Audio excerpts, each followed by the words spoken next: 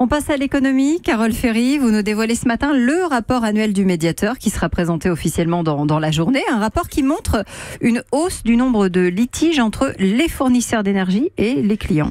Oui, une hausse de 19% en 2017 par rapport à l'année précédente. Il faut dire que le nombre de fournisseurs de gaz et d'électricité a beaucoup augmenté. On est passé de 15 à 26 fournisseurs en un an.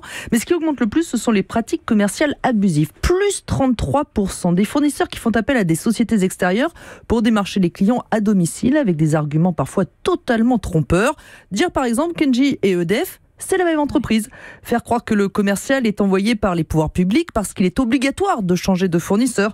Ou bien frapper à la porte en faisant croire que c'est pour changer le compteur électrique alors que c'est uniquement pour tenter de vendre un nouveau contrat d'électricité. Et alors, est-ce que ce sont les nouveaux qui ont des pratiques abusives ? Eh bien, pas forcément. Le carton rouge du médiateur revient à Engie, ex-GDF Suez, qui a même été condamné à 150 000 € d'amende pour concurrence déloyale, justement parce que certains de ses commerciaux usurpaient le nom d'EDF.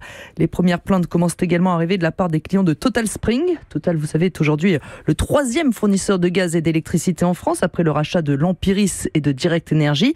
Selon le médiateur de l'énergie, les clients se plaignent de démarchage abusif, parfois même avec un changement de fournisseur sans avoir rien signé. Alors, de mauvais points dans le démarchage à domicile. Carole, est-ce qu'il y a d'autres comportements peu vertueux ? Oui, sur le mode de facturation, par exemple. Et là, c'est Eni, le EDF italien, qui fait figure de mauvais élève. Le groupe rencontre d'énormes difficultés avec son système informatique de facturation. Résultat, les clients se retrouvent des mois sans facture, même s'ils la réclament, et se voient prélever d'un coup la somme globale sans être prévenus. C'est parfois 1 000, 2 000 € d'un coup. Il y a de gros soucis également avec le remboursement des trop perçus, un problème qui fait d'Eni le plus mauvais élève en 2017. Est-ce qu'il y a des bons élèves dans tout ça ? Alors disons que le fournisseur qui a le moins de litiges par rapport au nombre de clients, c'est EDF. Pour les petits fournisseurs, il n'y a pas assez de données pour l'instant pour avoir un résultat pertinent.